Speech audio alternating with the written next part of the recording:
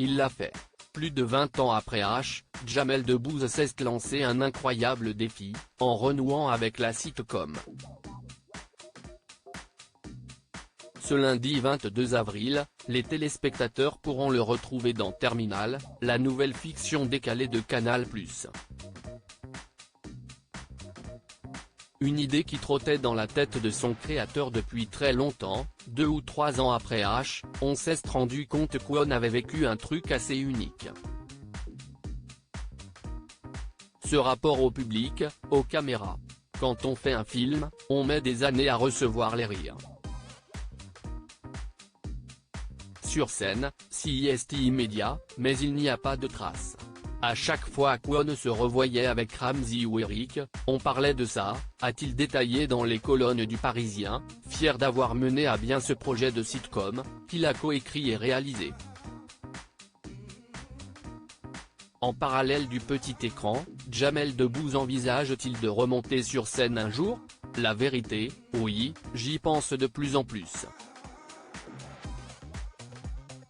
Tous les matins en me rasant, rire, a-t-il avoué en toute franchise, avant d'annoncer « Je vais repartir en tournée avec le Jamel Comedy Club début 2025 ». Et si j'ai encore les guibolles, j'y retourne, a-t-il fait savoir, précisant qu'il n'avait jamais lâché la rampe. À 48 ans, le comique ne semble éprouver aucune lassitude de son métier. J'ai la chance incroyable de pouvoir monter sur scène quand je veux. J'ai ce comédie club à ma disposition. J'arrive en catimini, ils ne m'attendant pas. Si est ce qu'il y a de plus jouissif dans mon métier, ne pas être attendu, a assuré celui qui partage sa vie avec Mélissa Theriault.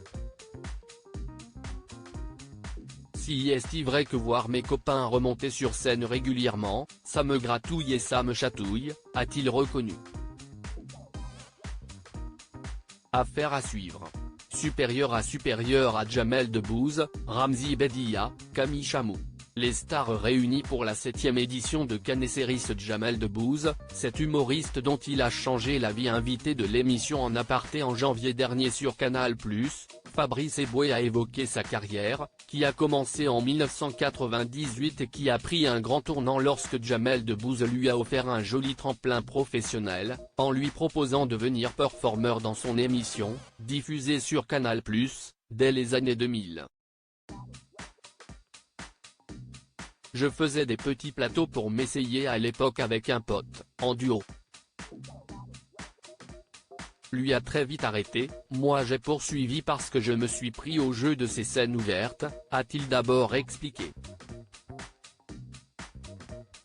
Fabrice Eboué a ensuite détaillé la manière dont il a persévéré pour tenter de se faire connaître, sans que cela ne soit très concluant pendant plusieurs années. J'ai fait 1, puis 2, 3 petits festivals à travers la France et je finis, à force, par trouver une programmation au Petit Théâtre des Blancs-Manteaux, dans le 4e arrondissement de Paris, note de la rédaction.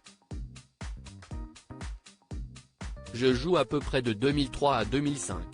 Il ne se passe pas grand-chose. Sur sa lancée, l'humoriste et acteur a indiqué que le milieu de la scène a connu un grand bouleversement, qui a permis de se renouveler et de taper dans l'œil du producteur et présentateur phare du Jamel Comedy Club, et là, naît cette histoire de stand-up qui commence à arriver un petit peu en France. Nous, on avait une scène déjà avec Thomas, Nréol, avec Amel, Chabi, avec Claudia, Tagbo, qui s'appelait Barre de Rire, et si est cette scène qui va être repérée par Jamel, a-t-il raconté, reconnaissant. Crédit photo, best image.